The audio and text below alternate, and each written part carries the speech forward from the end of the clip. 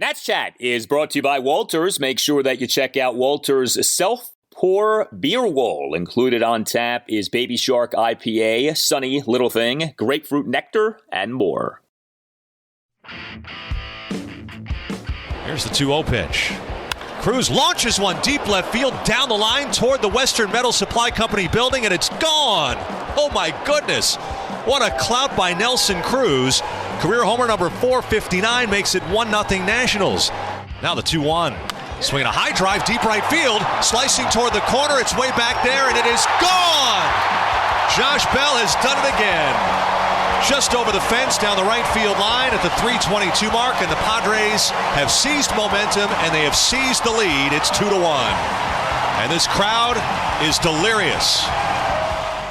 And welcome to Nats Chat for Monday, August 22nd, 2022, along with MASNsports.com Nationals insider Mark Zuckerman, who is at Petco Park in San Diego. I'm Al Galdi, host of the Al Galdi podcast. It is now official. The Nats have a third consecutive losing season. They on Sunday fell to a Major League worst 41-82. So that guarantees a losing record in the 162-game season. 2-1 loss at the Padres in Game 4 of a 4-game series. Nats were competitive in this series. Each of their 2 losses was a 2-1 loss. The Nats pitching in the series, especially the bullpen, ended up being quite good. Mark, the Nats in this series allowed a total of 8 runs and yet came away with just the 4-game split. We get that the offense is quite bad these days and, in fact, has been further depleted in recent days with the absences of Luke Voit and Yadiel Hernandez. But, boy, how many people expected that going into the series? The Nats, over the 4 games, would allow a mere 8 runs. Yeah, I'll even take it a step farther, Al. The last 7 games, so when you count the Cubs series prior to this one, Nats pitching staff, 2.86 ERA. That's over a full week. They haven't had a week like that all year long. That's probably haven't had a week like that since 2019. To be honest. And then the frustrating part is, as good as the pitching was, they went 3-4 over the last week because they're just not hitting. 23 runs scored over their last 7 games. Unfortunately, when you're putting a lineup out there like they have at this point, no Juan Soto, no Josh Bell, no Luke Voit, no Yadiel Hernandez. Keibert Ruiz got the day off, which he certainly deserved given all that he has caught and the pounding he's taken behind the plate. I mean, this is what you're left with, where legitimately Nelson Cruz was the most dangerous threat they had in the lineup on Sunday, and he made him pay for it, but that's the only thing that happened good in this game offensively. And frustrating, but, I think you take a step back and you say they're playing competitive baseball right now.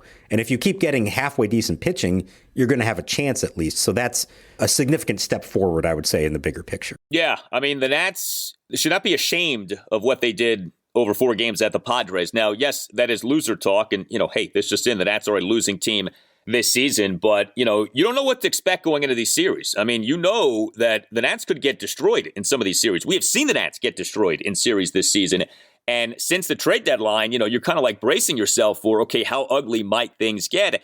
At least right now, things aren't as bad as they could be. We'll see what transpires over the final month plus of the season. We on Sunday night had some Nats news. We learned that the Nats and Philadelphia Phillies will play in next year's Little League Classic in Williamsport, Pennsylvania. We on Sunday night had this year's Little League Classic in Williamsport, Orioles and the Boston Red Sox. Now, look, there are the obvious jokes of the Nats playing in the Little League Classic and, Little League team, Little League Classic, etc. But this is a pretty cool thing that MLB does. And, I don't know what MLB was anticipating when identifying the Nats as a team for next year's Classic, but I think this will be something to look forward to next year. The Nats playing in one of the most unique settings any MLB team is in over the course of the season. Yeah, so let's start with this. It is a really cool event. It started in 2017. They've done it every year other than 2020. It's a one-day thing. It's a home series that the Nats will have against the Phillies, and then they'll play Saturday, either afternoon or evening in D.C., and then both teams will just go to Williamsport for the day. That's it.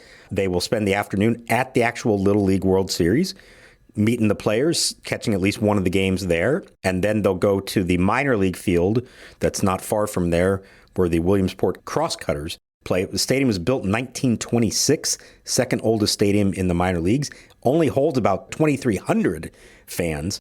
Very small, not the kind of thing you see for a Major League regular season game. And a good number of the attendees of that game are the Little Leaguers themselves. So a very cool, truly unique setting to do this. And look, this will be By then, the 19th season of Nationals baseball in Washington, D.C., and this will be the first time that they appear in a neutral site regular season game, one of MLB's sort of marquee events. They have not been chosen for any international games, not been chosen for the Field of Dreams game. For now, this is the first one that they will have been in, and it's unfortunate that it would happen at this point in the franchise's history. You would have liked for them to be in one of these things when they had all the star players here, but still a very cool thing for the organization. And for whoever makes up next year's roster, that's going to be a fun event for them. Yeah, I mean, you talk about scripting this. I mean, you had 8 straight winning seasons for the Nats. You had 5 playoff seasons for the Nats. You, of course, had a World Series championship team for the Nats. Not a single one of those teams gets selected to be under the national spotlight in terms of a neutral site game. And now that the Nats are at, pretty much the lowest point you can be at as a major league team, now they get selected for this. Like, boy, that's not exactly optimal timing on MLB's part. It's not. They try to spread these things around, and you would think that you would want to do it ideally when they have marquee names. I do believe that this was actually selected prior to the trade deadline, so maybe they were still holding out hope that they could tout this as a Juan Soto versus Bryce Harper matchup next year. That will not be the case. But I look at it this way also. People are going to watch that game no matter who's playing in it. It's kind of like the Winter Classic in the NHL, like the Field of Dreams game, which I think is one of the best things MLB has done in a long time. It's the venue. It's the unique nature of it. It's less about what teams are playing in it. So I'm glad the Nats are finally in one of these things. I've been holding out hope for one of those international games, London or even Paris in a few years. Maybe there's still hope for that at some point.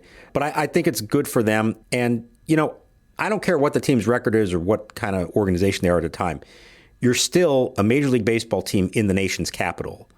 You should be a marquee franchise. You should be treated like that more than some other ones. So I'm glad to see them getting at least recognized in some capacity for that. Now, it's also notable they're going to lose a home gate for this. And you would think even though the game's closer to Philadelphia and Williamsport, it will be a Nationals home game. So they will only have 80 games scheduled at Nationals Park next season. I have no idea, for everybody who's already wondering how do you get tickets. I have no idea how this works. I have no idea if it's actually open to fans or season ticket holders. It's a very small crowd. And like I said, a lot of them go to the Little Leaguers themselves. So stay tuned for all the info on that. This may just be a made-for-TV event. It may not be the kind of thing that a lot of people get to attend in person. Yeah, and you know what? Who knows? I mean, with new ownership coming in, maybe the Nats next season are back to being good or are back to being, a premier team in terms of having some stars on the team. I mean, we don't know. So much has changed over the last 12 months with this team. Who's to say 12 months from now things aren't appreciably different? Like, we really don't know. That is the one sort of carrot that is dangling in front of all of us as Nationals fans and observers, this looming ownership change and what that could mean. And so I know for me, like following the team, that is something that offers hope and excitement of we don't know what's going to happen after this season. And so who knows what's going to happen in the offseason? And so who knows where we are at next season? I think the only thing that's for sure right now is that nothing's for sure. We don't know where things are going to be at. Yeah, you're right. And there's no telling who could be on the team next year. Maybe there's somebody we've never even considered who's a big name that could be on it. But even if not, there's a decent chance that the starting pitcher for that game on August 20th, 2023 is Cade Cavalli or Mackenzie Gore or Josiah Gray. You could have a lineup that includes Luis Garcia, CJ Abrams. Maybe one of the other kids will be ready by then. Robert Hassel, who I realized actually has played in the Little League World Series. That would be very cool. I don't know if he'll be ready quite by then to make his major league debut, but there is the possibility there of some kind of juice for it with the young players. The other thing, I was thinking this earlier in the week in the Nats clubhouse, and you see this time of year. These guys watch the Little League World Series. They watch it and they get into these games. And I always think it's such a cool idea that big league players can be captivated by 12-year-olds playing baseball. They remark on it just the way anybody else would. They're really into it. And I know as exciting as it's going to be for the kids to meet these players next year, I think the Nats players themselves are going to be excited to actually go to the Little League World Series and meet those kids and watch that game in person. Yeah, if you were on social media on Sunday, there was great footage of Orioles players sliding down hills on these like cardboard sleds with the Little League players. And you had, these 20-something-year-old Orioles players acting like they were, 10 again and, having a great time with the kids. So, yeah, I mean, you have terrific interaction. So it'll be cool. It'll be fun. I'm glad that the Nats got chosen for this. So with this game on Sunday for the Nats at the Padres, this 2-1 loss, it's so funny what'll pop up over the course of these Nats games these days. We've spent a good bit of time this season, right, talking about, Nelson Cruz, disappointing season, not hitting for power, etc. And as we're discussing the Nats being in the Little League Classic next year, we had Nelson Cruz on Sunday dialing back the clock. And if you're unfamiliar with the work of Nelson Cruz and what he was at his peak, which, wasn't that long ago, you saw it on Sunday. Nelson Cruz on Sunday launched a mammoth home run, one of the biggest homers for the Nats this season, just in terms of distance and just awe-inspiring nature. Cruz in a Nats one-run fourth, a one-out solo homer on a bomb to left field for a 1-0 Nats lead, 440 feet per StatCast. It looked like it went about 800 feet in watching the game. Like I said, Nelson Cruz, it's been a disappointing year. That was only his 10th home run of the season. He's only slugging .354 on the season. But, I mean, you look at the guy, he's still a big guy. We know that he takes great care of himself. And if he can get a hold of one, and that's a big if these days, but if he can, he still has a lot of might and a lot of mass behind that swing. That was some shot that Nelson Cruz delivered on Sunday. That was the best that he's hit a ball all year, and I could argue that's the best any national has hit a ball in a game this year. It was an explosion off the bat. There was no need to even watch it, although everyone wanted to watch to see how far it was going to fly. But that was one of those, you just had to hear it, and you knew exactly what had just happened. The ball ricochets off the letter N on the Western Metal Supply Company sign atop a 4-story building and then ricochets down. I don't think the TV cameras were able to keep up with it because it was just in an area they don't ever expect to see a ball hit to. So, yeah, even at age 42, you get the right pitch, you get the right contact and elevation on it, he can do that. I saw a stat the other day. He's still got one of the highest exit velocities in baseball on average. Problem is he's still hitting him on the ground a lot, or he's not making contact at all, and he's been late, swinging through, striking out, things like that. But he does still have that ability. It doesn't happen often to do that. That was his 10th homer of the year. I'll say this. The last few weeks, he has started to hit a little bit better. We've seen better stuff from him. Certainly not what they ever expected from him. It's certainly way too little, way too late, way past the trade deadline. They can't do anything about it. But right now, given the state of the lineup, they actually kind of need him. If they're trying to win games, and I think they are trying to win games, they need him because there is very little else currently in the lineup with any kind of track record. The other guys hitting around him in the middle of the order are guys like Joey Meneses, Lane Thomas, Alex Call. These are not established big leaguers, middle of the order guys the way Nelson Cruz is. So, yeah, it would have been better if he did this earlier in the year and they could have traded him. But he's here now for the rest of the year. Might as well get as much as you can out of him the rest of the way. Nats on Sunday with just the one run. So the Nelson Cruz homer was it for the Nats offense. 7 hits for the game. The Cruz homer, you had a pinch double by Keibert Ruiz. And then you had 5 singles. You had no walks for the Nats in the game. The team totaled 6 strikeouts, went 1 for 4. With runners in scoring position. I mean, just not a lot happening offensively. I mean, Alex Call was the Nats starting left fielder in each of the final 3 games of the series. He was the Nats number 1 or number 2 batter in each of the final 3 games. I mean, it just tells you so much about the state of this offense.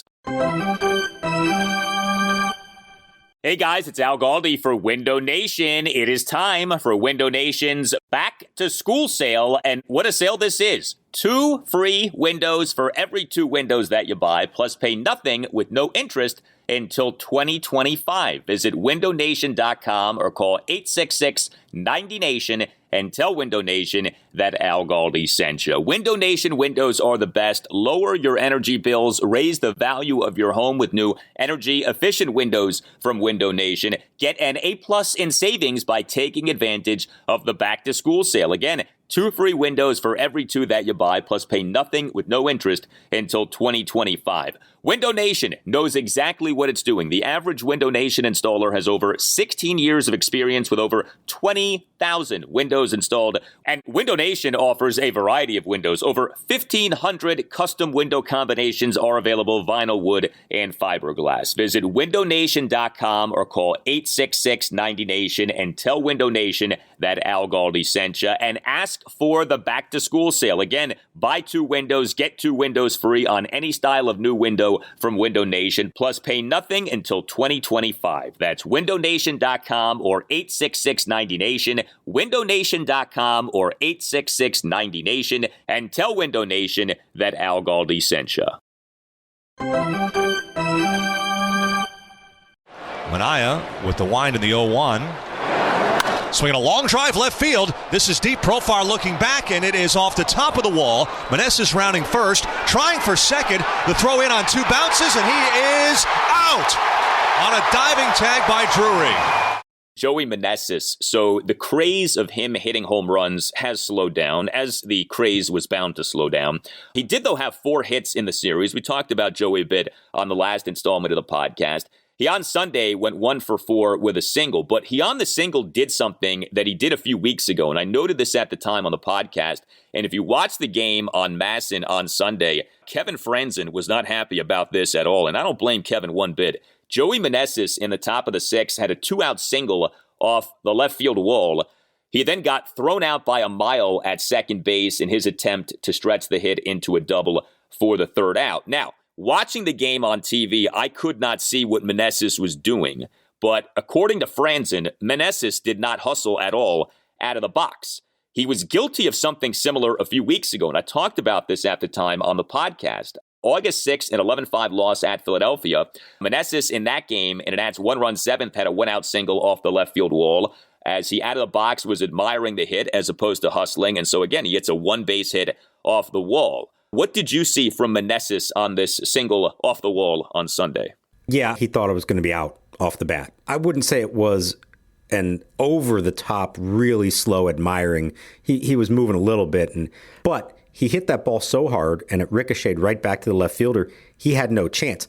The best thing at that point, it's still not a good look, but the best thing would have just been to hold up at first base and accept the fact that you just hit a 375-foot single, as annoying and frustrating as that may be. It's possible, even if he's hustling out of the box, that he gets thrown out. That's how hard he hit it and the way it bounced to the left fielder. But make that a decision you have to make as you round first. Don't let that already be determined from the moment you hit the ball and stand there and don't hustle out of the box. I get it. You hit a ball really well. You think you might have hit it out. I don't have a problem with players admiring home runs, but you better know that it's a home run before you do that. And this is a tough ballpark to hit him out in, thick, Southern California, humid air.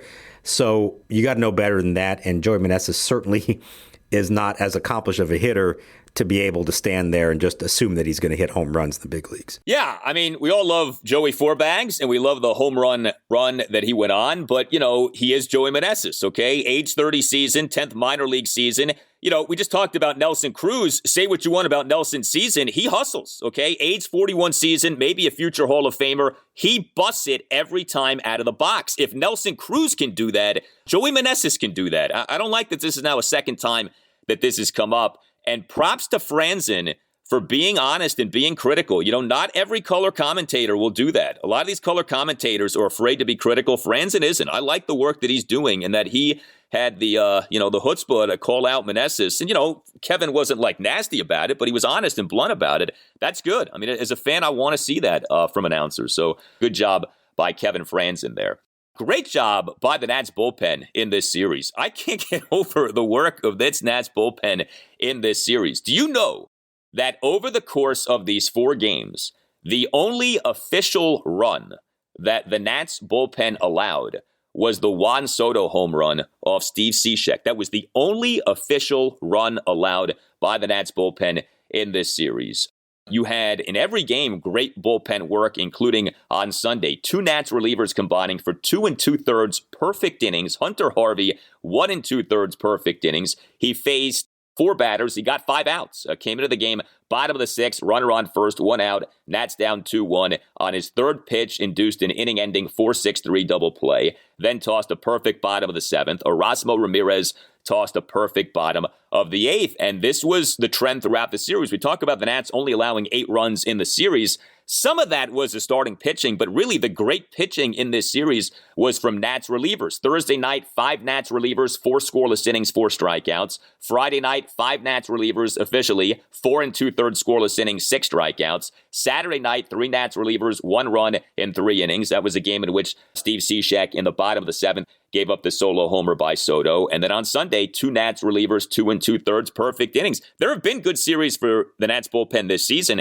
I don't know, man. This might have been the most impressive series given the opposition. This was some great work by the Nats bullpen. Yeah, and the fact you were getting it from so many different guys. This wasn't just, Finnegan and Edwards and that was it. It was everybody contributing. I think Victor Arano gave up a couple of inherited runners that scored on him. So that's the one sort of blemish to it, not charged to him, but, it was not a good outing for him. But yeah, overall, that was everything you could ask for. And it's why these games were so close late. Every single one of these games was either tied or 1 run, I believe, going into the 9th inning. That's all you can ask for right now out of the Nationals. And it makes you wonder, and again, it wouldn't have really mattered because this team wasn't going anywhere this year anyways. But let's just, for the sake of argument, say they were getting this kind of pitching when they had Juan Soto and Josh Bell in their lineup. What maybe could they have done? Could they have won some more games? All it's taken in these games is a couple more hits at the right moment to pull these things out. Now, of course, it didn't happen. No use crying over this anymore. We've moved on. But I think it's also telling that in the last 2 games of this series, the Padres scored 4 runs, and they came on 3 home runs by Juan Soto and Josh Bell. Nobody else in that lineup drove in a run the last 2 days. So I don't know what to make of that, except to say good job by the Nationals pitching staff, top to bottom. But like you said, especially the bullpen. Yeah, I mean, it may well be true the Nats caught the Padres at an opportune time. San Diego was not impressive offensively in this series. So I don't know what's going to happen with the Padres the rest of this season. I wouldn't be betting the mortgage on them. I'll tell you that much. They did not overwhelm you watching this series. Yeah, you're right about Arano. He in the game on Friday night gave up that 2-run double to Manny Machado. But it's just so funny. I know we've talked about this, but even when the Nats were good, right, we had multiple seasons in which the bullpen was a real issue. You think about 2017, you think about 2019.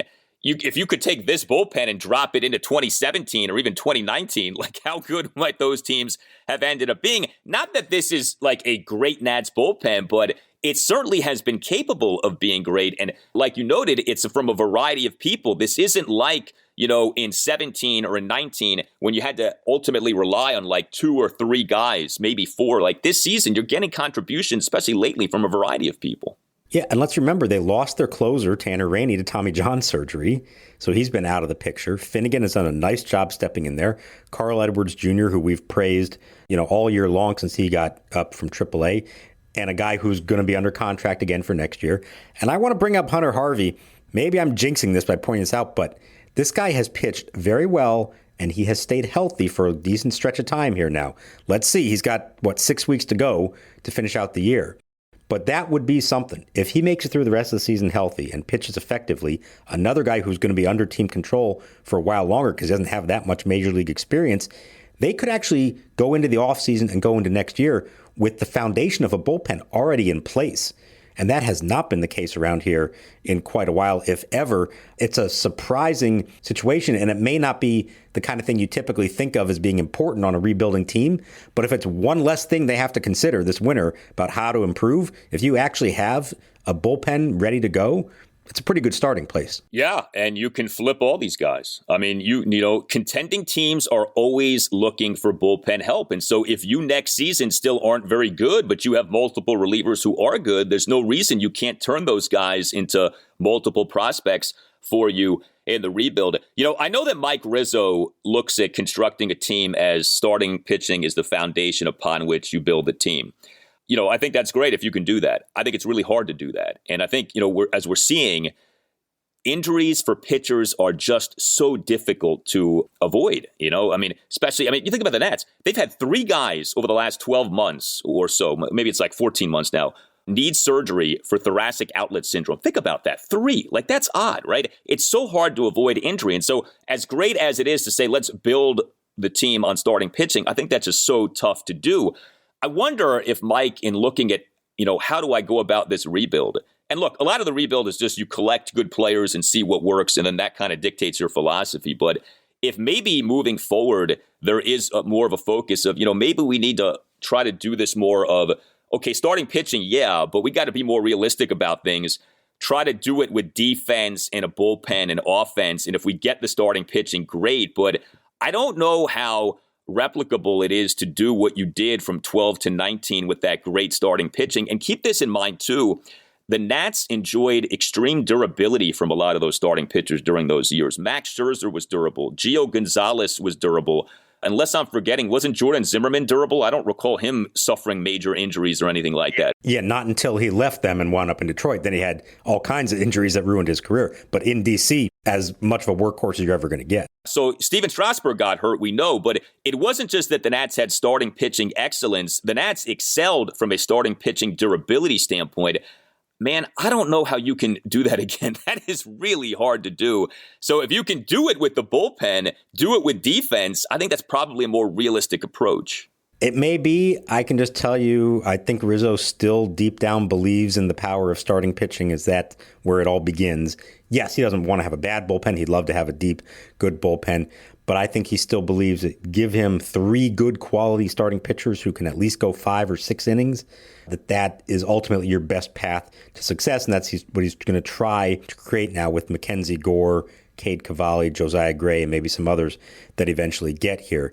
It will be interesting, though, because it is sort of a bygone era, the Max Scherzer 7-inning, 115-pitch guy. You don't see a lot of them being developed that way anymore. So because we're talking about young guys who are, in theory, going to be the future of this rotation, maybe they do take more of a, hey, give us 5 or 6 tops innings. We're going to keep you at about 100 pitches. And then if you actually have the bullpen depth, go about it that way. So maybe that's a slight difference, but I don't think you're ever going to see a Mike Rizzo team be, okay, we're going openers and we're going to bullpen this thing. We're going to pull the starter at the first sign of trouble. Don't let him face a lineup a third time ever. I don't think you're going to see that. That's just not his mindset. Right or wrong, the man owns 2 World Series rings, and they came with the 2001 Diamondbacks, the 2019 Nationals, and the thing those 2 teams had in common were 2 aces at the top of the rotation, Randy Johnson, Curt Schilling, Max Scherzer, Steven Strasburg. He still believes that's the best way to win. I think it's a perfectly acceptable way to win. I think it is an increasingly difficult way to win. I think it's a very tough road to pave, especially now with the way pitchers are, with the way pitchers get hurt. I just think it's really tough. That he's done it twice already is impressive enough. I don't know that he's going to do it a third time, but God bless him, man. I'm hoping that it does work out in that way.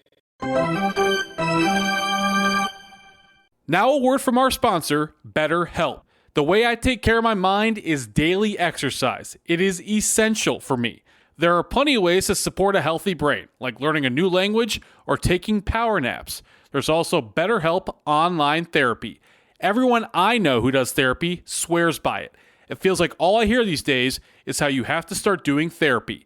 BetterHelp is online therapy that offers video, phone, and even live chat-only therapy sessions, so you don't have to see anyone on camera if you don't want to. It's much more affordable than in-person therapy, and you don't have to fight traffic or look for parking. Our listeners get 10% off their first month at betterhelp.com/natschat. That's betterhelp.com/natschat. Patrick pitched really well. I'll take those outings from him. Last 2 outings, I thought he pitched well. So it was all our offense today. We had no offense. Well, the Nats starting pitcher on Sunday was Patrick Corbin. And Corbin was, he was okay. I mean, with Corbin at this point, it's like if he's not horrendous, you say, okay, fine. And he wasn't horrendous on Sunday. 2 runs in 5 1/3 innings. He gave up 9 hits, a homer, a double, and 7 singles. He issued 2 walks. He recorded 3 strikeouts. He, over his 5 1/3 innings, threw a lot of pitches and a lot of balls, 97 pitches, 56 strikes versus 41 balls. He had 5 scoreless innings. He did then give up 2 runs in the bottom of the 6th, a leadoff first pitch double by Brandon Drury to the left center field gap, followed by a 2-run opposite field homer by Josh Bell to right field for a 2-1 Padres lead. You just knew that Bell was going to go on a tear now. We know how it is with him. He's ice cold and then he's white hot. He homered on Saturday night to get out of his funk, and then he homers again on Sunday. I don't think anyone who's a Nats fan was surprised by that. Davey Martinez during his post-game session with you guys, talked about how Corbin has looked better since the greatest bullpen session in the history of bullpen sessions. And, Corbin has been better over these last two starts. It's all relative, though. But, yeah, 2 runs in 5 1/3 innings on Sunday. Okay. It wasn't 6 runs in 1/3 of an inning. So you take that if you're the Nats. It's a step in the right direction. Doesn't mean anything is fixed or that this is a sign that he's turned a major corner here. He was fortunate, I think, to get through this one without giving up anything else. The first inning, he throws 30 pitches, only 15 of them strikes. He puts 3 guys on base, gets out of it without anybody scoring because he did strike out Bell in that at bat. But he gave up at least 1 hit in every single inning he pitched. The pitch count was way up there, 75 pitches through 4 scoreless innings. How often do you see that combination? Hardly ever. So I think it was a little bit fortunate to get to the 6th as good a shape as he was, and you did start to see some harder contact. You saw Soto line a ball to the warning track in his 3rd at-bat. You saw Brandon Drury double to lead off the 6th, and then, of course, the Bell home run. So, yeah, he's pitching at a professional level that gives you a chance, and that's way better than we've seen of him for the majority of the season here. However, you still look at the bottom line, and the bottom line is this. Patrick Corbin is 4-17 with a 6.81 ERA. Looked at this today. There have been 34 big leaguers who have lost 17 or more games since 2001. None of them finished with an ERA over 6. For Corbin to get his under 6, he's going to have to pitch lights out the rest of the way. And that's assuming they let him finish out the year and that, tempt fate with 20 losses. We haven't gotten there yet, but we're getting closer. He's 3 away now, and it's still, August 20th? So good that he's getting better, but a long way to go still to get back to where they think he needs to be. Do you think him flirting with 20 losses would be the thing to have him taken out of the rotation for the rest of the season? I think that would be hysterical. That of all of the things that ultimately get him out of the Nats rotation, the fact that he could get to 20 losses in a season would be that thing. Do you think that would compel the Nats to take him out of the rotation this season? I think it'll be a conversation they have. Now, I don't know if that will be a team-made conversation or one that they have with him. And maybe they say to him, hey, Patrick, what do you want to do? We don't want to put you in a spot that you're not comfortable being in because this is something that's going to be attached to your name for a long time if it happens. And then maybe he says, yeah, you know what, I don't want to do that. Or maybe he says, no, I'm going out there and pitching every 5th day. I'm going to give it my all. And if it happens, so what? It happens. It's been a long time since anyone's been in this position. Mike Maroth of the Tigers in 2003, the last one to do it. I'll be interested, but I don't think they're just going to ignore that fact. I think there will be a point here, whether it's after 18th or after the 19th loss, where they will have a conversation, say, how are we going to proceed with this? My guess is they would leave it more in Corbin's hands than just make it unilaterally. Well, we did have rotation news for the Nats on Sunday. So the Nats do not have a game on Monday. Next up for them is a 2-game series at the Seattle Mariners, and game 1 at the Mariners late night on Tuesday night at 10:10 will have Eric Fedde as the Nats starting pitcher. He is in fact coming off the 15-day injured list. He has been on that since July 30th, retroactive to the 27th due to right shoulder inflammation, and the Nats are removing Corey Abbott from their rotation. So we are not seeing a 6-man rotation. We are not seeing, say, Anibal Sanchez or Paolo Espino being removed from the rotation. The Nats had options here. What do you think ultimately drove them to go with the 5-man rotation, but pull Abbott and not say somebody else? Well, this is just for now, I think, is the key. They have some off days coming up, 2 of them. One on Monday and then another one on Thursday. It's only a 2-game series in Seattle. That's going to give them this ability to completely reset their rotation however they want to do it. So Abbott's available in the bullpen now. That doesn't mean he couldn't come back to the rotation here at some point. Also doesn't mean they couldn't option him to AAA. Somebody's going to have to go down when Fedde is called up, whether that's a reliever or whether it's a starter. And if it's a starter, Abbott is probably the one that would have that happen to him. So maybe he was just available out of the bullpen for this one day and he won't still be there come Tuesday in Seattle. I don't know. They've got some decisions to make. They're going to stick with Anibal, who has pitched better the last couple times. So you say, all right, stick with it. Let him pitch on Wednesday, but then another off day and decide what you want to do next weekend when they get home.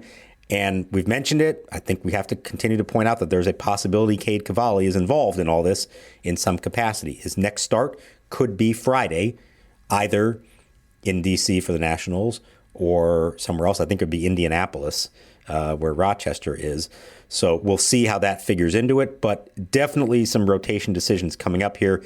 Because of the off days, I don't think you go 6-man because everybody would get too many days off at that point. But let's also point out they could decide to skip Josiah Gray's turn as they try to monitor his innings. So a lot of different ways they could go with this, and I think they're still deciding how they're going to approach it. But the rotation a week from now could have a very different look than what we've seen here, actually. And one more thing, Luis Garcia is on the mend. He's been out with this groin injury. He's going to begin a minor league rehab assignment, and it sounds like he'll be activated sooner rather than later, right? Yeah, so he is on his way to Indianapolis now. Will play for sure Tuesday and Wednesday for Rochester on the road, potentially play Thursday if he thinks he needs it. And the plan, barring any setbacks, would be that he rejoins them on Friday and is activated. And so we'll get our first glimpse of the new middle infield combo of Abrams at short, Garcia at second. Luis is genuinely excited for that. He's embraced this idea of moving back to second base. He's good with it. He understands it. And I think they feel like it, for a variety of reasons, could benefit him. They think his throwing motion, he likes to drop down when he throws a little bit. Easier to do that from second base. Not as long of a throw to make. They feel the footwork, everything else should be better. Let's see. I don't know that he's going to be a good second baseman, but I think he causes less damage to you in the field there than he would at shortstop. Abrams, you see little mistakes here and there, but I still do like what I see overall. They turned a few double plays this weekend that I thought to myself, those are smooth double plays that we have not seen a lot of from this team this year.